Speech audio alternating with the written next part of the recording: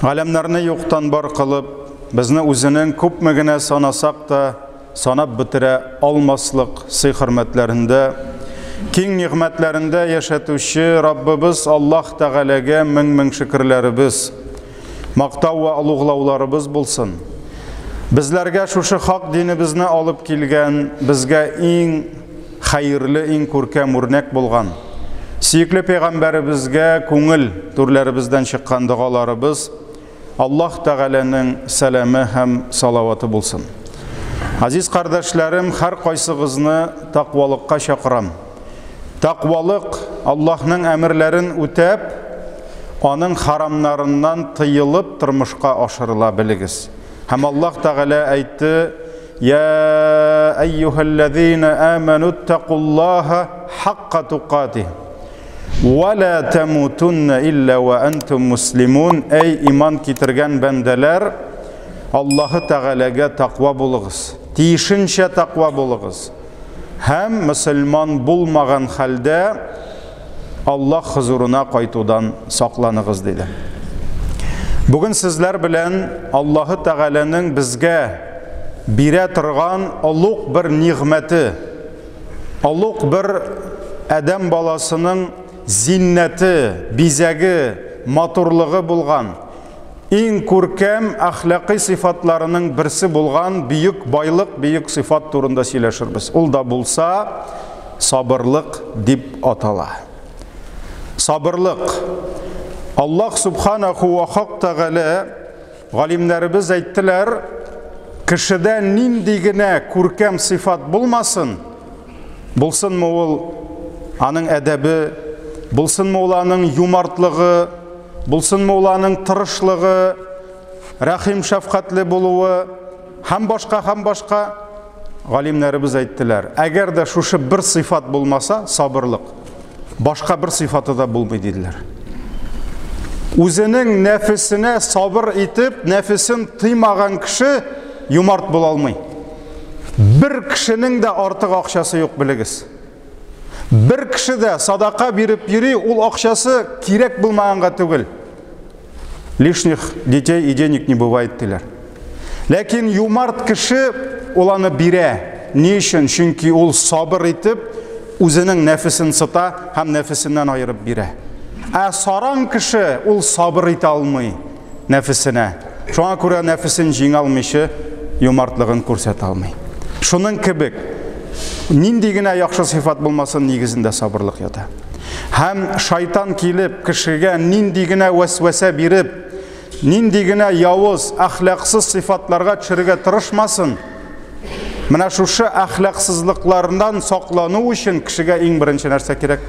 Сабырлык кирәк. Нәрсә безне туктата? Ачуга бирелеп, кирәкмәгән, гынахка этәрә торган мәгънәсез сүзләр әйтүдән нәрсә туктата? Сабырлык туктата.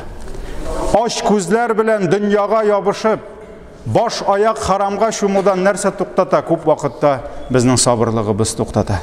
Менә шуңа күрә галимнәребез әйтте, һәрбер хәерле сыйфатка этәрә безне сабырлык, ва һәрбер яман сыйфаттан сакланырга ярдәм итә безгә сабырлык диделәр.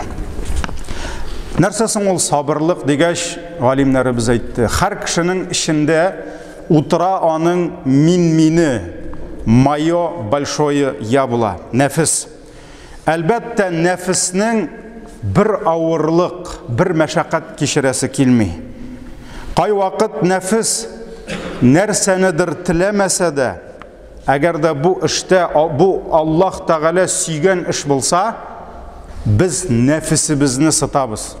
Biz sabır itib, Allah сөйгән эшне кабул итәбез. Менә кешенең шушы вакытта нәфес теләми иртәнге намазга торырга, нәфес теләми закатны алып чыгарып бирергә, нәфес теләми ачуыңны тыйдыртырга, аның чыгарасы килә.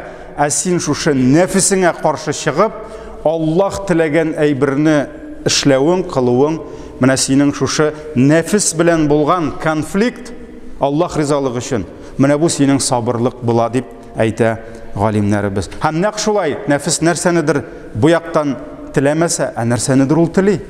Нәфеснең кәеф сафа кырып, Bir нәрсә өчен җавап бирмичә, рәхәтләнеп яшисе килә, нәфис өчен хәлал харам юк, золымлык, гаделлек юк. Нәфиснең үзенекен аласы килә, ләкин нәрсәнедер бик каты нәфисең теләсә дә, нәфисең нәрсәгәдер ятса, күз салса да, әгәр дә бу әйбердә Аллаһның ризасызлыгы, ачуы, харамы ятса, син нәфисең белән низакка кирип, син аны туктатасың. Менә бу да сабырлык була. Шуңа күрә сабырлык ул синең минең белән көрәшүең. Минеңә каршы сугыш игълан итүең, менә бу синең сабырлыгыңның мәгънәседер. Һәм Аллаһ Тәгалә Коръәни Кәримдә кайбер галимнәр әйтәләр 70-тән артык. Кайбер галимнәр әйтәләр 90-га якын аятта Аллаһ Тәгалә безне сабырлыкка чакырды. Һәм Пәйгамбәрбез саллаллаһу алейхи ва саллямгә дә сабыр ит кенә димәде. Фасбир сабран җамилан диде. Терпи прекрасным терпением диде. Карагыз, күркәм, матур сабырлык белән сабыр ит диде. Шуңа күрә сабырлыкны Аллаһ Тәгалә матурлык диде. Это прекрасно диде. Магариш сүрәсенең 5-нче аятында. Икенче бер аятта Аллаһ Тәгалә кисәтте, сабырсыз булма диде. Пәйгамбәрбез саллаллаһу алейхи ва саллям пәйгамбәрлек белән килгәч, безнең күз алдыбызга да китереп бетерә алмаслык сынаулар, авырлыклар, бәла-казалар аның өстенә ташландылар. Булсын ул Курайшлар арасында аның иң якын, иң яраткан туганнары аңа каршы чыктылар. Күпме явызлык кылдылар. Күп аны кимсетергә, мыскыл итәргә тырыштылар. Еш кына авылда бит кеше. Сөйкле пәйгамбәрбез аның бит бәгыре бар. Аның бит йөрәгендә тимер түгел, таш, мәрмәр түгел. Ул да кеше. Һәм аның ишендә нинди утлар кайный, нинди хәсрәтләр яши. Шуңа күрә Аллаһ Тәгалә әйтте бит: "Фалааллака бахигун нафсака" диде. Син бит үзеңне үтерәсең булай диде. Бу хәтле кайгырма диде. Һәм еш кына пәйгамбәребезнең сабырлыгы бетә иде. Ул нишләргә белми, шунда Аллаһ Тәгалә хәтта кисәтеп әйтте: "Фасбир ли хукми раббика ва ла такун ка сахибил хут" диде. Пәйгамбәребезгә әйтте: Раббыңнан җиңеллек килгәнче сабыр ит диде. Ягъни җиңеллек киләчәк диде. Бүген алай бармаячак диде хәл. Киләчәк Раббыңның ярдәме диде. Ләкин балык хуҗасы кебек була күрмә диде. Кем ул балык хуҗасы? Пәйгамбәрбез белде. Юнус алейхиссалам. Соңгы мизгелдә сабыр итә алмыйчы Аллаһның хөкеменнән качмакчы булды. Аны инданда диңгез төбендә Аллаһның хөкеме балык көтеп тора иде.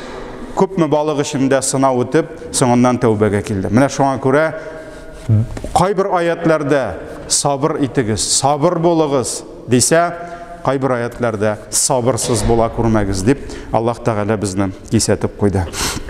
Һәм галимнәребез әйттеләр, кешегә сабырлык 3 урында кирәк диделәр тормышта. Беренчесе Аллаһның әмерләрен үтәүдә. Һәрбер мөселман Аллаһ аның өстенә төрле вазифалар йөкләгән. Безнең өстебездә төрле фарызлар бар, ваҗипләр бар. Һәм бер генә бер мөселман һәм мөслимә дә шушы өстендә булган бурычларын үти алмаячак, әгәр дә аның сабырлыгы булмаса. Кайсы гына хөкемне алма, 5 вакыт намазмы? Сабырлыксыз намаз укып булмый. Ураза тотумы, сабырлыксыз ураза тотып булмый. Хаҗда да әллә нинди VIP, әллә нинди кыйммәтле программалар белән бар. Ул Аллаһның гыйбадәте икән, аның барыбер сынавы була. Барыбер сынаусыз булмый. Гаилә кырдыңмы? Сынаусыз булмый. Бала үстерәсеңме? Сынаусыз булмый. Закат, садака бирәсеңме? Сыналасың. Менә шуңа күрә синең кыла торган изгелегең Аллаһка якынрак булган сайын, ул синнән күбрәк көч, күбрәк сабырлык таләп итә. Шуңа күрә бер сахаба килде Пәйгамбәрбез саллаллаһу алейхи ва саллямга. Һәм әйтте: "Я Расулаллаһ, Аллаһ Тәгалә иң яраткан эш кайсы эш?" диде. "Әйт әле" диде. "Менә мин шунысын эшлим әле" диде. Пәйгамбәр саллаллаһу алейхи ва саллям әйтте: "Иң беренче вакытында укылган намаз" диде. Ярар, аңлашылды. Демәк, намаз вакыты кирде икән, намаздан да хәерлерәк эш юк. Укыдыңмы, аннарысын дәвам итәсең башка эшләреңне. Ярар, беренче урында намаз диде. Икенче урында нәрсә диде? Әти-әниеңә изгелек кылу диде. Аннарысын нинди гамәл диде? Аллаһ юлында җихад кылу диде. Менә галимнәребез әйтте, ни өчен пәйгамбәребез шушы 3 гамәлне бергә куйды? Чөнки менә ни өчен бу 3 гамәл Аллаһы Тәгалә иң яраткан гамәлләр? Чөнки булар бездән иң зур көч таләп итәләр. 5 вакыт намаз. Әгәр дә мөселман 5 намазын җиренә җиткереп укыйм дисә, сабырлыксыз буламы? Булмый. Чөнки син бүген 5-не укысаң, син иртәгә дә 5-не укыйсың. Иртәгә шимбә җәмәгать, эш көне түгел, яки якшәмбе эш көне түгел. Әйдә бүген 2-не генә укыйк инде. Әллә бөтенләй намаздан ял итикме? Алай итеп булмый. Без аны шимбә, якшәмбедә укыйбыз. Җәй көннәрендә, кеше басуда, иген иккәндә, комбайн артында, трактор артында утырганда, кемдер сугыш кырында, хәзер таныкта, алар да намазларын укыйлар. Алар да намазларын укыйлар. Пәйгамбәрбез саллаллаху алейхи ва саллям нәрсә диде? Басып укый алган намазын басып укысын диде. Басып укырга хәле булмаган кеше утырып укысын диде. Утырырга хәле булмаган ятып укысын диде. Ләкин укымасын дидеме? Юк. Шуңа күрә Аллаһы Тәгалә безнең үстебезгә куйган шушы 5 намаз сабырлыксыз булмый. Бигрәк тә менә карагыз, хәзер намазлар якыная. Эштән йөгереп килде кеше, илән укыды, әз генә вакыт инде икенде дә җитә. Шуңа күрә кеше эшен генә башлыйм диде, намаз укырга кирәк. Ул эшне тагын бүленеп, тахаратыңны алып, басып намаз уку, ул җиңел эш булмаска мөмкин. Шуңа күрә Аллаһ Тәгалә Коръәндә нәрсә диде? Ва иннаха лакабира. Намаз уку ул бик авыр диде. Илля алал хашигин. Мәгәр йөрәгендә Аллаһыдан курку булган бәндәләргә генә намаз уку җиңел әйтелер диде. Шуңа күрә җәмәгать, сабырлыгың булмаса 5 намазны торгыза алмыйсың. Гомер буе син аны торгызырга тиеш. Аллаһ җаныңны алганчыга кадәр. Икенчесе әти-әни хакы диде. Олыгайган әти-әни. Кеше олыгайган сайын сабыйга әйләнә. Кай вакыт олыгайган әти-әниең кирәкмәгән сүзләр сөйләп башлый. Кай вакыт син аңа яхшылык кыла торасың, ул сиңа рәхмәт ишеттерәсе урында кирәкмәгән сүзләрен дә әйтергә мөмкин, сине сүгергә мөмкин, зарланырга мөмкин. Без сабый бала чакта да шундый идек. Алар безгә сабыр иттеләр. Шуңа күрә галимнәребез әйтте, ни өчен әти-әнине куйды? Чөнки әти-әни хакын бүген үтәдең дә, аннан әниеңә әйтә алмыйсың. Әни булды, братна, мин юк синең өчен дип әйтә алмыйсың. Чөнки ул синең һәр даим бара. Син һәр даим әниеңнең хакын үтәргә тиеш. Һәр даим әтиеңнең хакын үтәргә тиеш. Шуңа күрә сабырлыгы булмаган әти-әни хакын үти алмый һәм пәйгамбәр Аллаһы Тәгалә дә Коръәндә нәрсә диде? Әти-әниең улгайгач, аларның мәшәкать арткач, аларның авырлыклары арткач, нәрсә диде? Фәлә тaqul лаһума уф. Авызыңнан уф дигән сүзне әйтә күрмә диде аларга. Уф, туйдым сездән дигән сүз, ардым мин сездән дигән сүз. Авызың ачып әйтә күрмә диде. Моның өчен нәрсә кирәк? Сабырлык кирәк. Бигрәк тә айлар буе, еллар буе авырган әтиләрен, әниләрен караучы кардәшләребез бар, мөслимә кардәшләребез бар. Аллаһ аларга сабырлык бирсен. Аллаһ аларга җиңеллек һәм әҗр савапларын бирсен, иншааллаһ. Һәм әл-җиһаду фи сабилилләh. Өченчесе, әти-әнидән соң нинди изгелек дигәч, Аллаһ юлында җихад кылу диде. Җихад ул җәмәгать күкрәк сугып кышкырганда гына җиңел ул. Сугыш кырында, ана күрәбез бүген нинди сугышлар бара. Әллә нинди таза ир егетләрне сугыш сындыра, җәмәгать. Сындыра, ул зур сынау булып тора. Шуңа күрә 90-нчы елларны без намазга баскан елларда әби бабайлар дуга сайын сугыш афаты бирмә дип дуга кылалар. Мин аптырый идем. Нигә алар Пәйгамбәребезнең дуга китапларында да ул кадәр юк кебек иде. Нигә соң алар шул кадәр сорый дип, аннарысын гына аңлый башладым. Алар бит бала чакларында сугыш чорында яшәгән. Аларның күбесе әле ветеран иде. Алар сугышның нәрсә икәнен күргән. Шуңа күрә Алла сакласын, сугыш афаты. Бүген күрәбез, дөньяда күпме сугышлар бара. Аллаһ Тәгалә шушы сугышларны үзе туктатса иде. Патшаларыбызның зиһеннәрен бирсә иде, хикмәт бирсә иде. Шушы явыз, зулым сугышларны туктатса иде. Пәйгамбәр саллаллаһу алейһи ва сәллям әйтте, дөнья бетер алдындан кеше үтерүләр күбәер диде. Ләкин үтерүче ник үтергәнен белмәс ди. Үтерелгән кеше ник үтерелгәнен белмәс ди. Менә шундый без сезнең белән чорда яшибез. Шуңа күрә һәрбер Аллаһның фарызы, ваҗибе бездән сабырлык таләп итә. Хәтта син иләнеп, гаилә корып, үзеңнең семьяңны, гаиләңне тәэмин итүдә, тәрбияләүдә дә күпме сабырлык кирәк җәмәгать. Күпме сабырлык кирәк. Өйдә хатының белән, балаларың белән, хатын-кызга ире белән. Ул синең өстеңдә бурыч. Син әйтә алмыйсың, булды балаларым, булды хатыным, 1 ел сезгә ярдәм иттем, булды хәзер мине тимәгез дип әйтә алмыйсың. Син алындыңмы, син гомер буе аларга хезмәт итәргә тиеш. Ул дагын сабырлыкны таләп итә. Хәләл кәсеп әллә сабырлык таләп итмиме? Иртә белән тора да чыгып китә. Рәхәтләнеп йоклыйсы килә. Бөтен кешенең йоклыйсы килә. Бөтен кешенең ятасы килә. Ләкин аның чыгасы бар, аның эше бар, аның өстендәге обязательстволары бар. Бөтен җирдә сабырлык кирәк. Шулай ук галимнәребез әйтте, икенче сабырлык Аллаһның харамнарыннан тыелуда. Харамнан тыелып булмый сабырлыгың булмаса.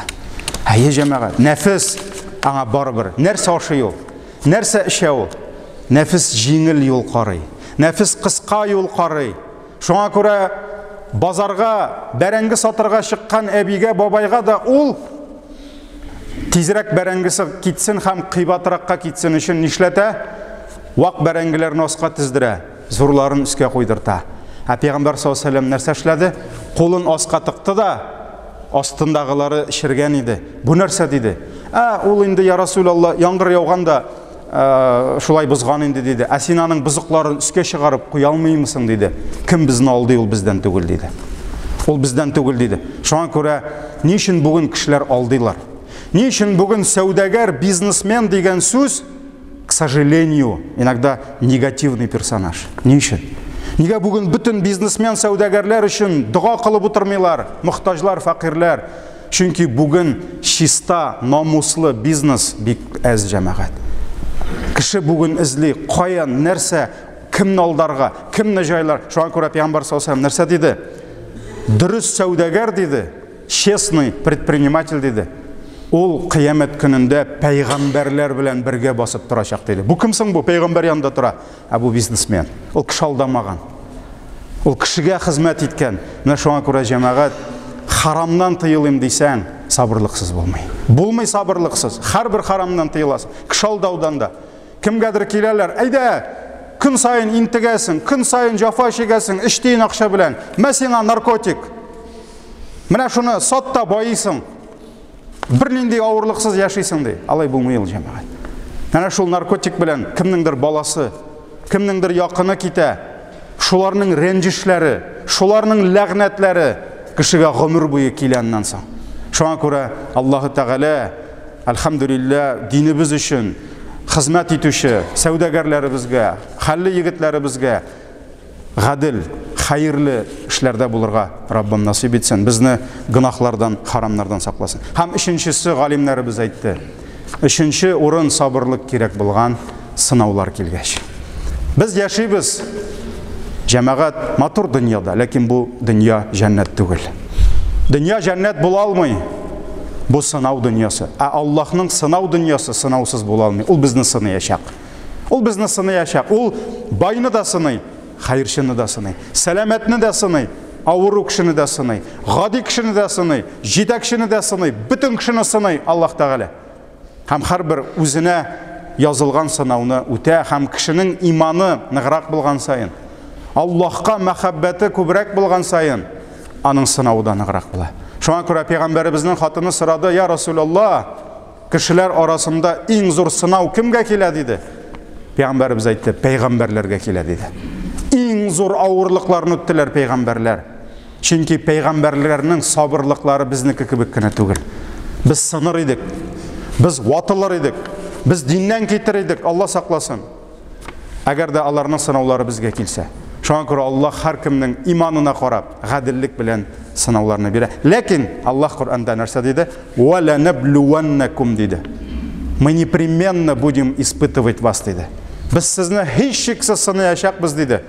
Хауф хәтәр биреп тә, саулыкларыгызны киметеп тә, басудагы игеннәрегезне, выручкаларыгызны, прибыльләрегезне киметеп тә, Аллаһ Тәгалә туганнарыгызны алачакмын, якыннарыгызны киметәчәкмен диде. Менә шулай итеп Аллаһ сыный. Ләкин ахырында аятның нәрсә диде? "Ва баширис сабирин" диде. Сабыр итүчеләрне сөендер диде. Аларны көткән әҗр савап бәрәкәтләр белән диде. Шуңа күрә, газиз кардәшләрем, бу Аллаһ биргән зур нигъмәт, сабырлык нигъмәте. Шуңа күрә без сөйкле пәйгамбәребездән, аның сахабаларыннан үрнәк алып, зур галимнәребездән үрнәк алып, без дә сабырлы булырга тиешбез. Аллаһ биргән әмерләрне үтәргә тиешбез, харамнарыннан тыелырга тиешбез һәм килгән сынауларны сабырлык белән, ризалык белән кабул итсәк, шикләнә күрмәгез. Аларның әҗре, аларның бәрәкәте безгә иелеп киләчәк. Чөнки сабырлыкның әҗре бигайри хисап диде Аллаһ Тәгалә. Сабыр итүчеләр әҗр, савап, бәрәкәтне хисапсыз алырлар диде. Баракаллаху лана ва лакум фил Кур'анил азим.